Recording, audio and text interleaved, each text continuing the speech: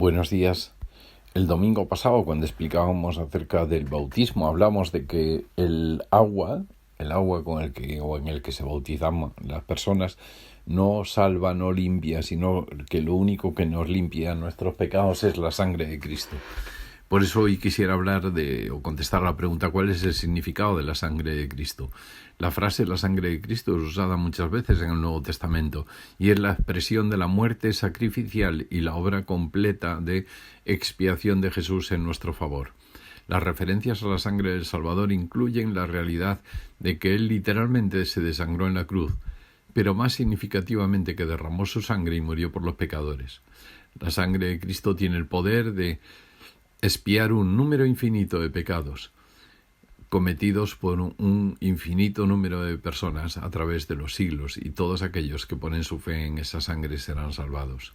La realidad de la sangre de Cristo como medio de expiación o de sustitución por el pecado tiene su origen en la ley de Moisés. Una vez al año el sacerdote debía hacer una ofrenda de la sangre de animales sobre el altar del templo por los pecados del pueblo. Dice Hebreos 9:22, y según la ley, casi todo es purificado con sangre, y sin derramamiento de sangre no hay perdón de pecados. Pero esta era una ofrenda de sangre que estaba limitada en su efectividad, por lo que tenía que ser ofrecida una y otra vez. Esta era una semblanza o una imagen o un anuncio del sacrificio de Jesús, ofrecido en la cruz una vez y para siempre, según dice Hebreos 7:27. Una vez que fue hecho ese sacrificio, ya no hubo necesidad de la sangre de toros ni de machos cabríos. La sangre de Cristo es la base del nuevo pacto. La noche anterior a su crucifixión, Jesús ofreció la copa de vino a sus discípulos diciendo: «Esta copa es el nuevo pacto en mi sangre, que es derramada por vosotros». Lucas 22:20. Al verter el vino en la copa, simbolizaba la sangre de Cristo que sería derramada por todos los que creerían en Él. Cuando Él derramó su sangre en la cruz, Jesús eliminó la exigencia del antiguo pacto de hacer sacrificios continuados de animales. Esa sangre no era suficiente para cubrir los pecados del pueblo, excepto de una manera temporal, porque el pecado contra un Dios santo e infinito requiere un sacrificio santo e infinito. Pero en estos sacrificios, dice Hebreos 10:3, hay un recordatorio de pecados año tras año, porque es imposible que la sangre de toros y de machos cabríos quite los pecados. Mientras que la sangre de toros y machos cabríos era un recordatorio del pecado, la sangre preciosa de Cristo, un cordero sin mancha o defecto, según 1 Pedro 1:19, pagó totalmente la deuda del pecado que debíamos a Dios, y ya no necesitamos más sacrificio por el pecado.